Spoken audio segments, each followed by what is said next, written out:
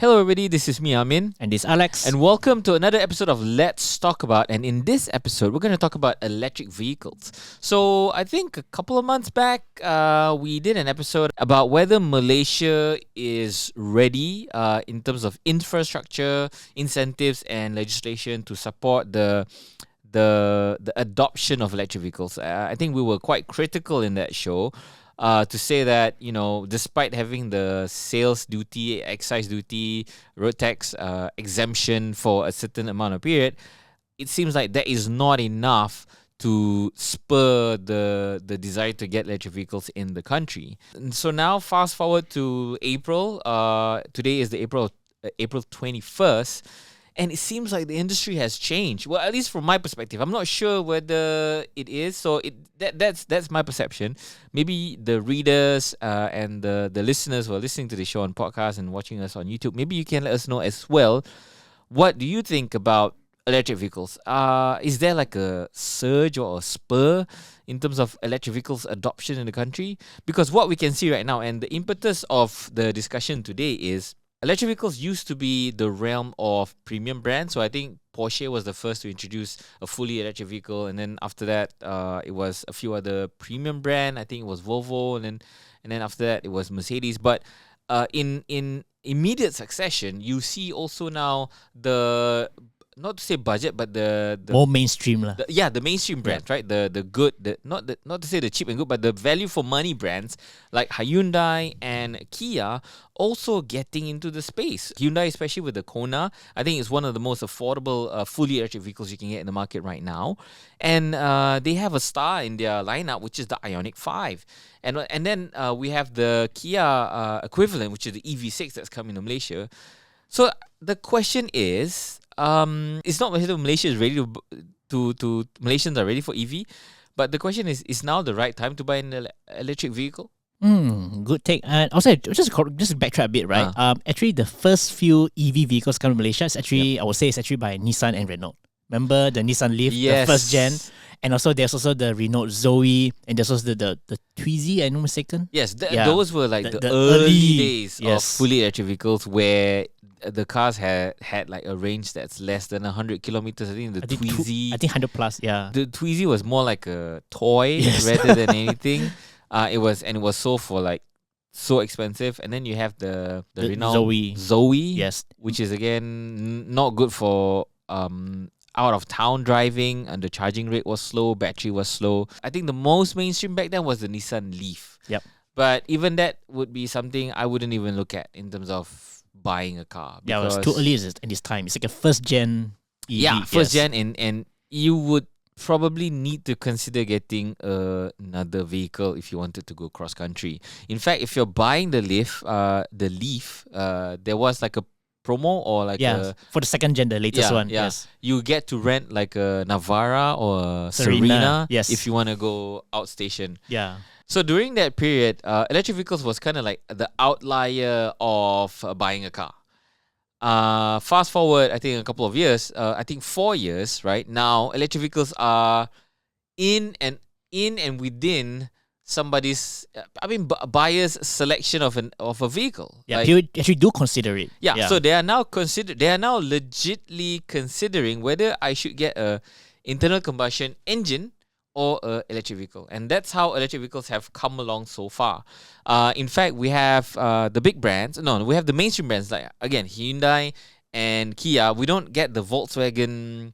The IDs. The ID4, whatever it is.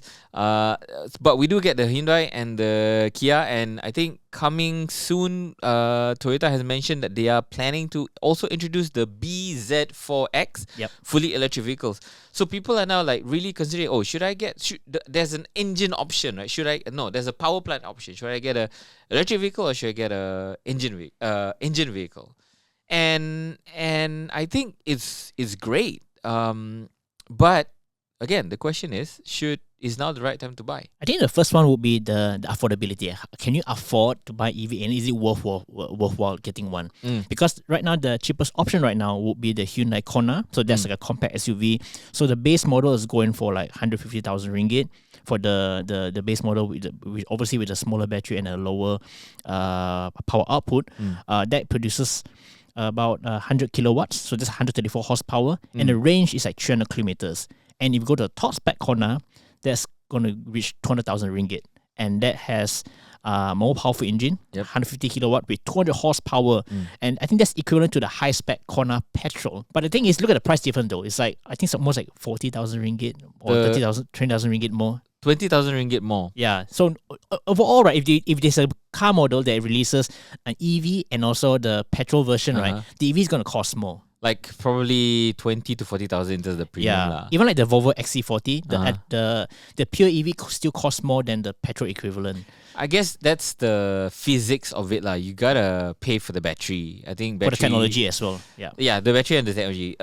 In general, the battery, because things that go in the battery is more expensive and more rare compared to things that go inside an engine. Just got rare earths. Like cobalt and stuff. Lithium or whatever it is, right? So I guess that's expected. But the thing is, with all the incentives, right? The tax incentives, the excise duty incentive, and the road tax incentives, plus considering that you're not paying for petrol and maintenance might be lower. Okay, from what I know, I mean, the XC40, for example, the maintenance period is 2 years. So you come in every 30,000 kilometers for maintenance. Once every 2 years? Yes. Wow.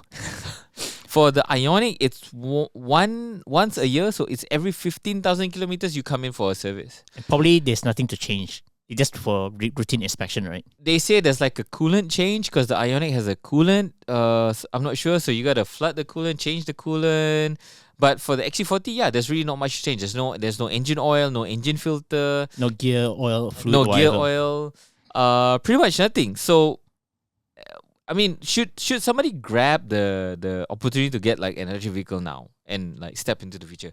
In any case, why would somebody want to get an electric vehicle? Like, okay, like let's say if it's you, would you get one? Okay, for me, first of all, is whether it's within my affordability, because right now the cheapest option 150,000 ringgit. It's a bit on the high side. I wish there are more cheaper options out there, because number one is that if for me right now, the way I see EVs are more transport for day-to-day drives. They go to work and all that. But I want to go further. I probably want to invest in a vehicle that has an internal combustion engine, because I'm not limited by the range, and it actually, doesn't have. I don't have that range anxiety. You're not constrained by. I think range anxiety is not really okay. I don't want to say that it's not really a problem. It's with for now. Cars, yes. With cars that can go up to 300, 400 kilometers in terms of range, I think that is on par with what normal internal combustion engines can do. The only problem is the time when you need to fuel up. So I think if an electric vehicle and a petrol powered car is or both on full tanks, that means the electric vehicle has a full battery and the internal combustion engine car has a full tank. You can drive 400 kilometers to the next petrol station. That's fine. Where the ICE car wins is it only probably takes 5 to 10 minutes to top up the petrol, and that car can do another 400 kilometers within 5 minutes. And also the fuel pump is available almost everywhere in the country. Yeah. Whereas for EVs, only certain stations provide that fast charging solution. Yes, only certain stations, number one, and then we also have a problem of the charging types, the charging capacity, and whether the charging stations work or not. So sometimes you would probably want to drive to the max and use up all your range, and when your battery has 20% and you're hoping, okay, the next petrol station that you already planned in your route has a charger, and you go there, the charger doesn't work, and you're screwed. Yes. So, okay, so I guess, so you were saying budget, and then you're saying that you're going to invest in a... If I'm going to buy it, it's going to be like my second car or maybe my day-to-day drive. Like your city car. City cars only. You're not for... traveling outstation. Yes, correct. I'm kind of curious about driving an electric vehicle. I'm definitely curious as well. But for me, is that I wish there are more affordable options. For me, is if you have the money, if you're really in the budget to buy a 200,000 ringgit car or 23,000 ringgit car, I think by all means go ahead, because I think probably you have a spare car at home that can do that. Okay, but what if you only can afford one 250,000 ringgit car? Would you buy an electric vehicle? I'll probably still buy. Eventually, Malaysia will expand their network, because there have been a lot of announcements and plans to extend the network. And I think what makes me convinced that what convinced me closer towards getting EV is that recently, when the Singapore borders reopened, so this guy on TikTok, he drove his Tesla around, right? Yeah. He managed to drive it up to Langkawi with all the charging points along the way. And from there, he also managed to go to Genting and Cameron Highlands with no issues. But of course, this one moment, I think he reached up to 4% to recharge. Wow. Just cutting it close. And it works. So I think it's all about planning ahead. Okay, I think those points are valid, and I think if buying and using an electric vehicle has kind of like forced you to change the way you drive a car, or the way you use a car. So for example, when you mentioned about the Tesla guy, the Singaporean that drove his Tesla all the way up to Penang, Langkawi, yes, and then up to Genting, that's only one guy, right? And he completely changed his driving habits, and there is no longer point and shoot. So for me, if I'm gonna like drive outstation, it's really touch and go for me. It's like, okay, I'm gonna fuel up before I go into the toll. After the toll, I'm just gonna go all the way as far as the car can go, and then stop at the next rest stop, fuel up, and then go again. With EV, after the toll, once you start going into the highway, you gotta like look at your efficiency. You cannot drive so fast. You gotta like really monitor your battery. And he's lucky that none of the stations that he went broke down or is being fully utilized. Yep. So number one is, okay, it works for one person, and as more and more people start using electric vehicles, we will reach a point where there will be like not enough stations because the people who are investing in stations are not keeping up. And you're gonna find a problem there. Yeah, true. And I think overall, going back to the what's possible, right? I think this whole thing requires a behavior change. Like for example, when we drive our cars, right?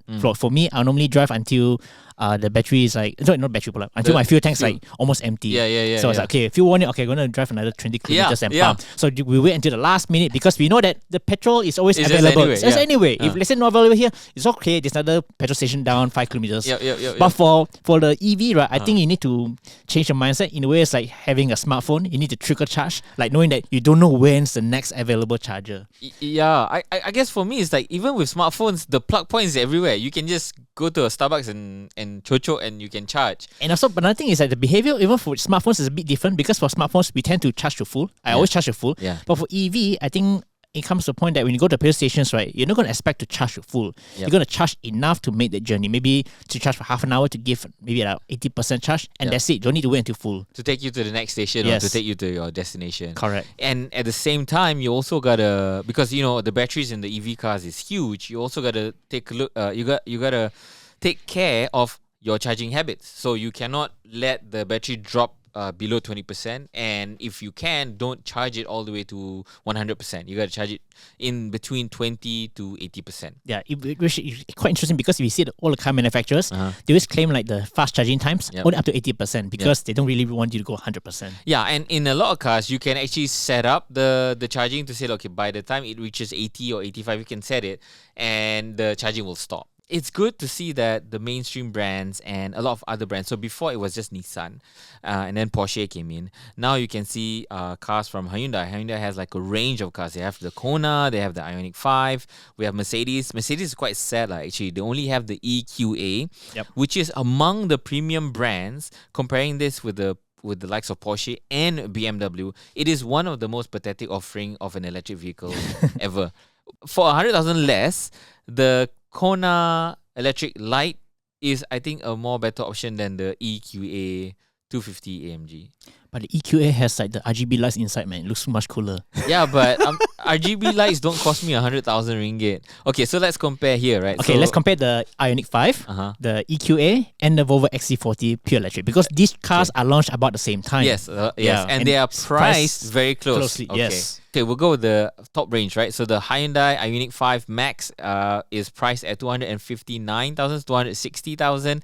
It has a battery of 73 kilowatt, 73 kilowatt battery. 300 horsepower, 600 Newton meters of torque. This is like supercar performance. Yeah, man, 300 horsepower. 0 to 100 in 5.2 seconds and a range of 430 seconds. 430 kilometers.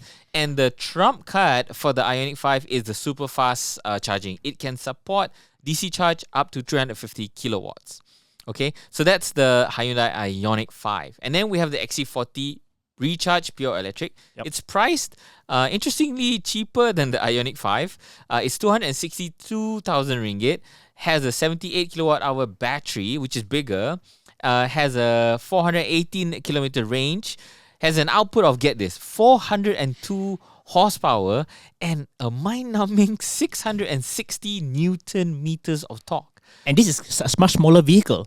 Yes. It's a pocket rocket. Yeah, 400 horsepower is, again, supercar territory, and you're paying 260,000. This, I guess that's one of the things for me, if I'm driving an electric vehicle, like the promise of this ridiculous amount of power on tap, ridiculous amount of acceleration and torque on tap at really such a low price lah. You know, I mean, power to price ratio like this crazy. Yeah, right? let's say if you get a Honda Civic Type R, that one has what, 350 horsepower, 360, I think, something around that. It's less than this. Yeah. Okay, it costs more than this. Yes. It costs 350,000. Okay, let's go with the Golf R, for example. So the Golf R has 400, somewhere around that range, maybe 300, I don't remember.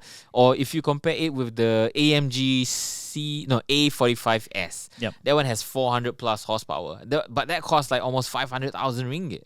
You get this kind of power in a car that looks like that is an SUV. Or compact SUV. It looks like a normal XC40, which looks like an unassuming, it's like another B segment SUV. Yeah, and it can rip, right? Yep. So you have that, and that's okay. That can do 0 to 100 in 4.9 seconds. And then now we go to the top of the line EQA 250 Mercedes AMG, right? It's priced at 278,000 ringgit. Already that's quite okay. Like it's within the range. It's a Mercedes. It has a 66 kilowatt hour battery. Okay, battery, yeah. It has a range of 429 kilometers, which is okay, quite. I mean, within the range. So the Volvo is 418, the Hyundai is about 430, and it has a power output of 188 Newton, 188 horsepower, and a torque output of 370 Newton meters of torque. What is that, man? I mean, And it accelerates from 0 to 100 in just 8.9 seconds. That's like, okay, come on. Even the high spec Kona, right, is less than 200,000 bucks, and then it's much more powerful than this. Yeah, the high spec Kona, 199,000 ringgit, goes 201 horsepower.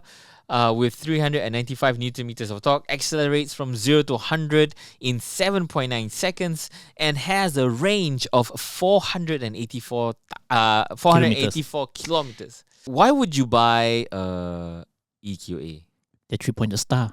But that's the only thing, because the car itself, right, looks like a GLA, and then someone just like, hey, you need to make EV version of this. Okay, let's change the headlights, rear lights a bit, and then just change the engine with electric motor and call it a day. And yeah, that's exactly it, right? And Yep. you reminded me, the EQA within this range, comparing it to the IONIQ 5 and the XC40, is the only car that is built not based on a pure electric platform. It was built on an engine platform, on a ICE platform, Yep. and then it's been electrified. Oh, I think the XC40 is also the same. It's Yeah. not an electric platform, but it's been built with electrification in mind. consideration, right? Yeah, it's like the first gen Hyundai IONIQ. Remember, there's a hybrid, there's a plug-in hybrid, and there's a pure electric version. So XC40 did the same. So XC40 there's 3 versions as well: the fully petrol version, hybrid, and the PHEV, and also the pure pure EV. electric. But the IONIQ 5, I think that's mind-boggling, because it's like, it's so different. It's like, you look at the car the first time, right? Yeah. Is this a Hyundai? Because it looks so different, because it's a pure EV built from the ground up. Yeah. It looked like somebody like copy and pasted it from a game and made it into real life. Yeah, it has that DeLorean look, because it has that retro styling with a modern touch, like the LED lights and all that. And the interior, my God, it looks like it's designed by someone from IKEA. Yeah, it's actually, for me, I think it's one of the best electric vehicles that you can get in the market right now. And then within the market also, you have players like BMW with the iX, the iX3, the i4. But that one is like way crazy in terms of the price lah. Like the iX, for example, is 370,000. The sports version is 415,000 ringgit. And then the iX3 starts at 313,000 ringgit. And the i4 is 380,000 ringgit. But iX is interesting though, because this essentially cannibalizes the BMW X5, which is quite popular among the T20 folks. So if you have a budget to buy a X5, right, why bother with that when you can get an iX, which looks more futuristic? It looks like a concept car. They come up from the showroom floors, and then, you know what? Let's get that car. Yeah, I guess you're right. And I think BMW has really cornered the market there. I mean, if you're looking for like a premium segment, full-size SUV, I think the X5 is more popular than the GLE. I think the GLC is more popular. It's more popular in terms of like a premium SUV. But if you're looking at a full-size SUV, the X5 is more on the roads than the GLE. So you're right. I think it comes down to whether you have the money, right? So if you're within the budget and like, oh, I'm considering an X5, so instead of getting an X5, might as well get a fully electric one, because if it doesn't work, I have like 5-10 other cars I can use. Something like that. But considering, like you mentioned, there's the price to power ratio and the price to acceleration ratio, the BMWs lose to the Volvo and the Hyundai. Like, for example, the iX xDrive 40 has an output of 322 horsepower, 630 Newton meters of torque, does 0 to 100 in 6.1 seconds. It's slower. Much slower. But it's a bigger car, so that's the reason why. I guess. Okay, so the iX3, which is comparable in terms of the size, right? Starts at 313,000 ringgit, has a battery of has a 73 kilowatt hour battery. It's only rear-wheel drive compared to the Volvo, which is all-wheel drive, and the IONIQ at the highest spec is also all-wheel drive. The Mercedes does not have a all-wheel drive option, and the sad part is it's only front-wheel drive for a Mercedes, which is like really sad. It should be rear-wheel drive instead. And so the iX3, right, has an output of 282 horsepower, 400 Newton meters of torque, and 0 to 100 only 6.8 seconds. I mean, it's okay lah, but you're paying more than $200,000, man. It's like, if you're going to have a budget, if you can afford the iX3, right, just top up a little bit more and get the iX, I feel. If you're in that realm already. I don't know. But if it was me, I would like to get the cheapest car that can go the fastest. I think for me, if I'm going to get the EV, right, it's either the IONIQ 5, the Max, or the Volvo XC40 pure electric. These two. These two are the most, I think they're bang for buck in terms of EV for now. Okay, so interestingly, there's also a cheaper option, more cheaper and fun option. There's a Mini. So there's the Mini Cooper SE, full electric vehicle. Price is less than 200,000 ringgit. In fact, it's cheaper than a full spec Hyundai Kona Max. It's only 183,000 ringgit. The battery is quite small, 28 kilowatt hour battery. Has a range of 232 kilometers. That's sad. It's really a city car. It really is. Really a city car. Has an output of 181 horsepower, 270 Newton meters of torque, 0 to 100 in 7.3 seconds. I think it's a fun car. I mean, if you're looking for an electric vehicle that's less than 200,000 ringgit. But it still looks like a Mini that's on the road, though. For me, if I'm going to pay that amount of money, right, I'll top up and get the cheapest IONIQ 5, 199,000 ringgit. Can't beat the looks on that. We're going to turn heads for sure compared to the Mini.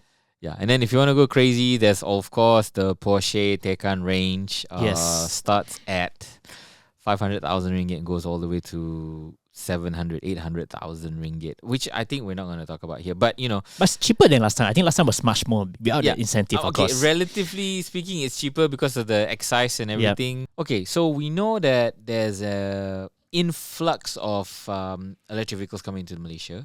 In fact, we get better allocation, we get better numbers in Malaysia compared to our neighboring countries like I think Singapore, Thailand, and Indonesia. I think we get and even Australia. So we get more allocation in terms of electric vehicles, and we have a range. So we have the cheap one ranging from below 200,000 for the Mini, which is 180,000, and all the way to 800,000 ringgit for the Porsche Taycan Turismo, whatever it is, right? Now, the question is, with all this and with an increased curiosity and people are thinking about getting electric vehicles, so it's now the right time to get an electric vehicle. For me, there's a couple of questions that's not answered yet. Like for example, the long-term ownership cost, because we've yet to see how much is it cost. Because remember the days when people get into hybrid cars, people are concerned about the battery cost. And there's one time I think someone bought like the early a Mercedes-Benz, I think the E-Class, the hybrid version. So the person, I think his car had a battery problem, and it cost him more than 100,000 ringgit to replace the battery. That's insane. And eventually, I think Mercedes intervened and then dropped the price to 80,000 or less than that. So there's always this concern about how much does it cost? Is it really cheaper to own in the long run? And the second part will be the incentives, because it will come to an end, I think, in 2025, especially for a road tax. So the government announced that there's no road tax charges for EV cars until 31st December 2025. So what happens after that? Because if you look at the tax structure right now for road tax, for normal combustion cars, they normally charge based on the CC, the engine capacity. Yep. But for EVs, they're charging based on power outputs. And Duke did the math here. So he did. So if you get an EV car, let's say the Porsche Taycan with a 390 kilowatt motor, the road tax is going to cost you 7,500 ringgit per year. Okay. And to put that in perspective, right, you get a Porsche Panamera turbo with a 4-liter V8 engine that produces 550 horsepower. The road tax is 6,630 ringgit. So, yeah, the Porsche can cost more than that. And if you look at the BMW iX, right now it's free. If you go to pay for road tax, they're going to cost you 3,000 ringgit per year. Whereas a BMW X5, it will cost you half the price, about 1,600 ringgit. I mean, if you are going to buy a Porsche 800,000 ringgit vehicle, I think 7,000 ringgit is really not your concern lah. True. A year. Yep. I guess the concern would be for the normal people, the people who are going to buy the car for, probably like their first time. Yes. Or they're going to, make it their only car. So if it's like the XC40, for example, how much are you going to pay for road tax? No, how's the power for the XC40 again? 400 kilowatt. 400 horsepower. So you're talking about kilowatts? I don't know. Kilowatts. It's 400 horsepower. But it's going to be significant lah. I think it's going to be 3,000 plus, definitely more. Oh my god. Yeah. Okay, so imagine this lah. The BMW iX, right, with its 322 horsepower engine, the road tax is going to cost you 3,000 plus. So the XC40 is going to cost you more than that. The government has put out the charging table for the road tax. Yeah. But has that been finalized? That's been used for calculation for before the incentive was introduced. So that was already enforced. So the question is, what happens after that? Okay. I think it needs to be restructured. So three things can happen. Number one is they implement the structure, like you have to pay for that amount into the road tax. So that's going to cause the price of electric vehicles to drop significantly when people start to dump their vehicles because they don't want to pay anymore. Number two, they can extend the incentive to another 2 years or another 3 years. And number three, they can relook at the structure and revise and further drive adoption of electric vehicles in the future. Yep. But that is within what we can see right now. Yep. But at the same time, on the flip side, you definitely get lower maintenance. You don't have to pay for petrol, and that's a plus. There's more and more charging stations available at shopping malls where you can charge for free. And I think that's also some savings there. But also another thing is, I think for most people who are going to drive day-to-day basis, another question you consider is how much does it cost to charge at home and whether you can charge at home. Because if you live in a landed property, I think it's okay. You can charge using the wall socket, which will take a while, or you can get a wall power unit, which is going to cost you, I think, a few $1,000. But it's about covered. 7K. Yeah, but it's covered by the budget, because the budget, they also announced incentives for you to spend on charging accessories and all that stuff. So that's covered. So how much is TNB going to charge? Because I can imagine, right, charging a full-size EV battery is going to cost a lot. Definitely, maybe slightly cheaper than petrol engine, but it's going to be costly as well. And I think there's some proposals for the power utility companies to charge a different rate for EVs. Yep. So if that's possible, I guess that'd be more appealing. Is that proposal happening in Malaysia, or is just something that other countries are doing? I think something that other countries are looking into right now. And then they have off-peak and peak charging, peak electricity rates. So I guess if you're smart, you can schedule your EV to charge at night. Cheaper rate, yes. Where people are not using it, people are not using electric as much. I mean, there are options there. And also, like right now, TNB has these smart meters.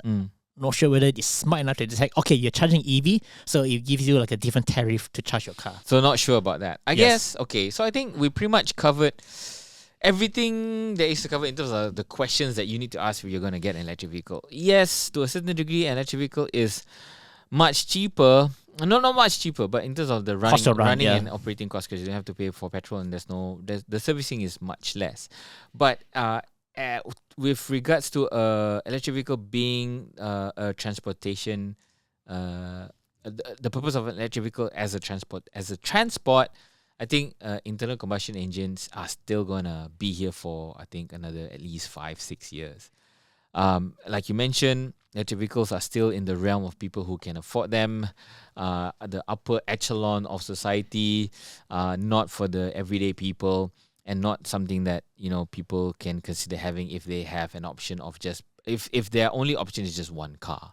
I guess we come back to this question whether the incentives is enough. The incentive that the government has put out in terms of the excise duty, the road tax, and whatever savings that you have is enough to spur curiosity, I guess, and to get people who can afford it to consider buying it. But again, these people who are buying it, it's a whole different consideration to buying this. They still see it as a car number 2, as an option, rather than something that offer utility as something that they can only use once. It's not like a pickup truck for them. It's a toy to say, yeah, I got an electric vehicle next to my X5, next to my Porsche. So for the everyday user, I think EV is still out of reach. Not primarily because of the price, but because of, number one, you got to change your driving habits and the other costs that you have to consider. And I think for me, the most scary part is what happens after 2025. Also, another one is that I think, while incentive is great, like you mentioned, to at least entice these car manufacturers to bring in the EV cars. At least it's a chance for them to check out and see how receptive are these vehicles in Malaysia. And I think the interest has been overwhelming. I think most of the cars have been sold out, and there's a long waiting list. The next question is, how do we bring more affordable cars? If these affordable cars comes in, right, do we have the infrastructure to support that mass adoption? Yes. So I think that's something the government has to really put some serious effort into. I mean, there are several announcements. I think like even TMB and Plus announced that they're going to install like fast chargers around like strategic R&R stops and petrol stations as well. They're also implementing fast chargers. So, but at the moment, it looks like a rich guy's toy. Like for example, Shell, they're charging. I think like you could be paying about 120 ringgit for 30 minutes of fast charge, and that's provided that your car can support the fast charging technology. So, in our earlier episode when we talked about whether is Malaysia doing enough to support EVs, I think the answer is still no. It's a good start, It's still no. Yeah. I mean, it's a start, but there's no. I think in that episode I mentioned about like a clear roadmap. The government has not put out a clear roadmap for EV adoption in Malaysia. What can happen is this incentives could be like a quick flash in the pan, like how they did for hybrid vehicles, I think 5-6 years ago, when they announced incentives for hybrid vehicles, and people bought hybrid vehicles because of that.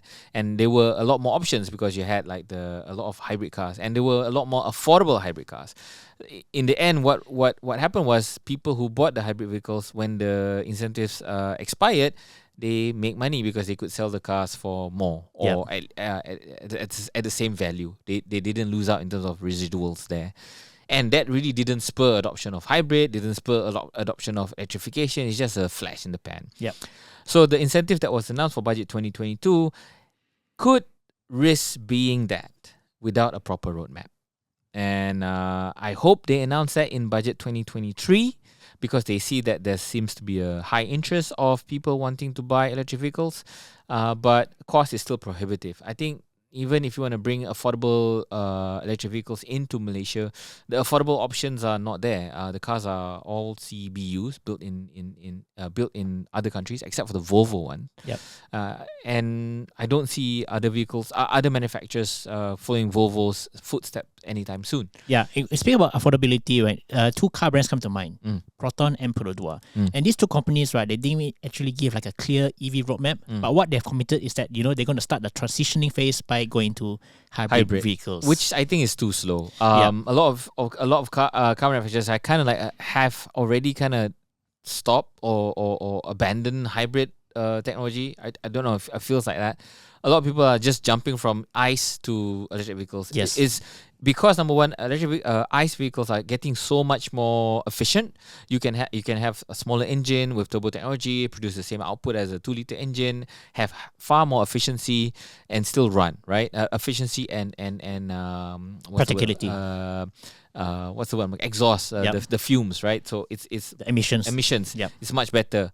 So there's no point. The developing a hybrid for very marginal gains, there's no point. So it's either a very efficient ICE car or a full-on electric vehicle. And to add to that, right, I think one of the biggest reasons why most of the major car manufacturers worldwide are jumping to EV and started urgency is because most countries, they put a deadline. Okay, by this date, you can't sell ICE cars anymore. It must be EVs or other form of renewables. Yeah, we mentioned that in our previous episode about EVs, right? And that's also clearly missing in Malaysia. There's no roadmap to say, okay, by X number of date, we will stop selling internal combustion engine vehicles in the country. That has not happened here. I think Indonesia, Thailand has committed to a deadline. Singapore has committed to a deadline. Malaysia has not.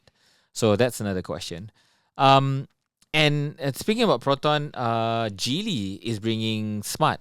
Through right? Proton. Through Proton. Yeah. Which is kind of weird because why not make that Smart Proton? Because they made a Geely a Proton. Yeah, exactly. That's a bit weird. So at the end, Proton's like, we're going to bring an EV, but it's not a brand. We're just like a salesman selling smart cars. We're just going to be like a reseller. Yes. And the Smart is coming. There's no prices and there's stuff no prices. There's no date yet. But Proton says that they have the rights to sell, service, distribute in Malaysia and I think Thailand, or second, 2 countries.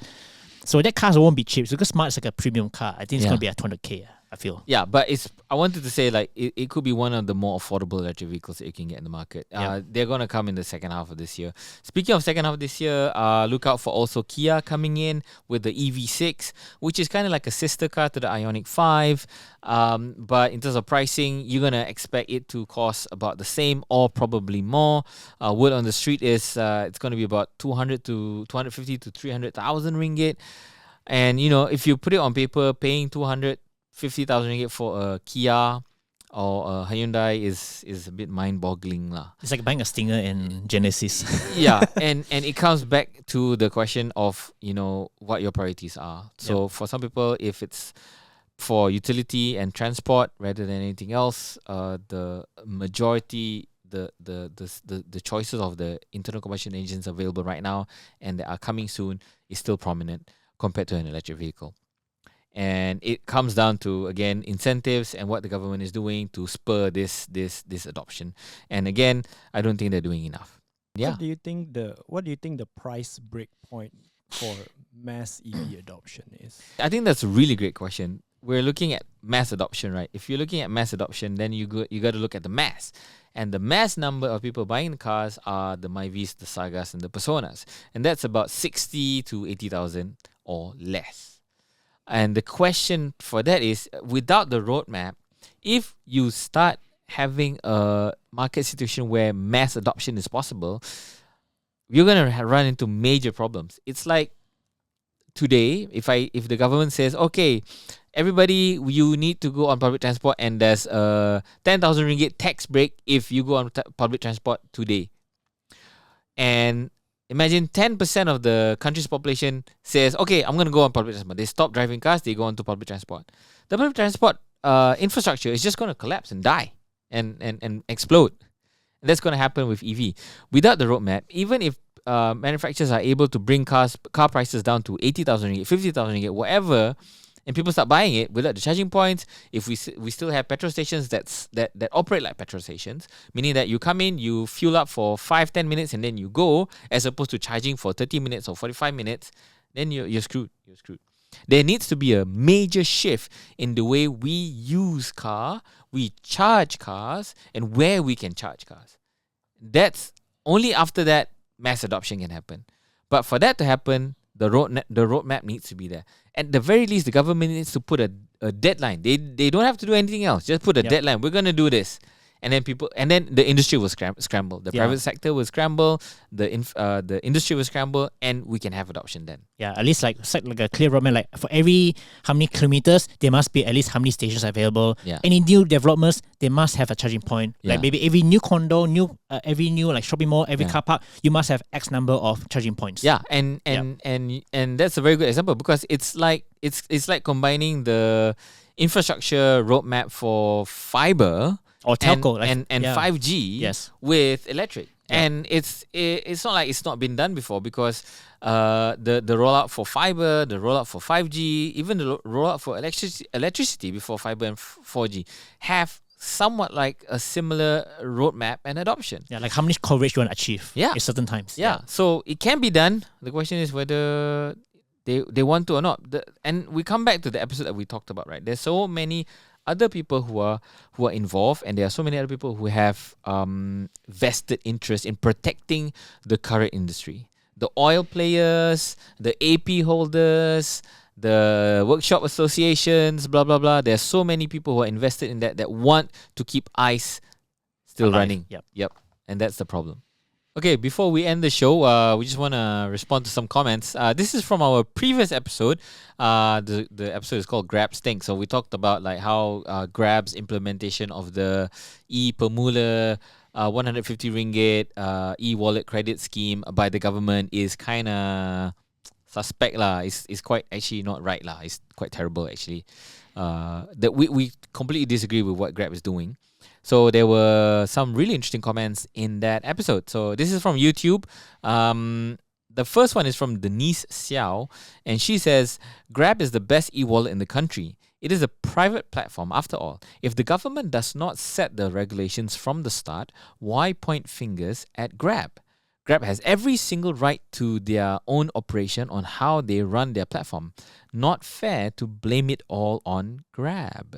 So what do you guys think? I think fully agree. I mean, in the sense that, I'm pretty sure that before Grab, Shopee, Touch 'n Go e-wallet, and BigPay start the e-Permula program, right? I'm pretty sure they've vet through with the government, okay, this is what we're going to do with the 150 ringgit credit, and this is how we're going to give extra rewards and all that stuff.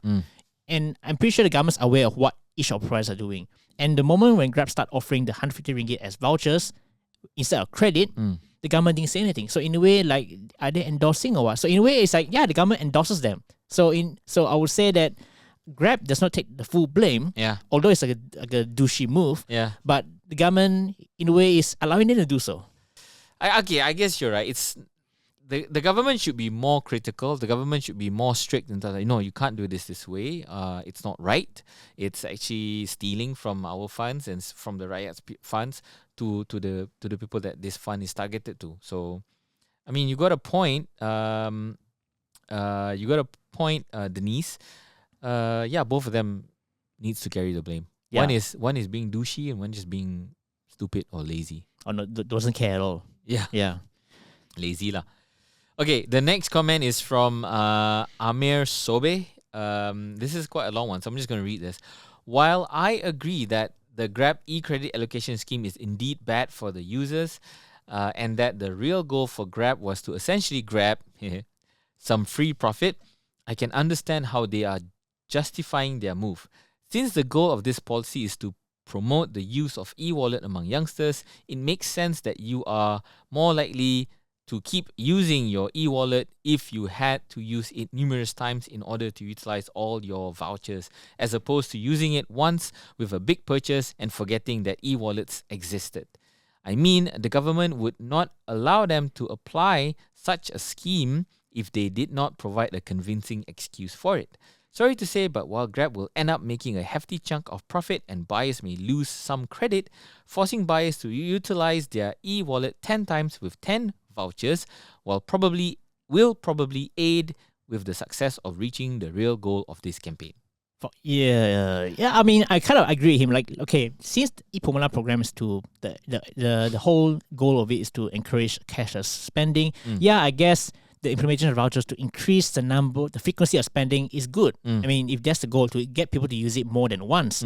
But the way they do it is very douchey because number one, they didn't make it up front. And then secondly is, if that's the ultimate goal and if that's something that the government is allowed to if there's something the government's allowing, why not communicate that from the start? Make it clear to everyone, to all e-wallet providers or to all users, okay, to promote spending, you can do this, the do's and don'ts lah. The e-wallet providers can issue vouchers to encourage more spending.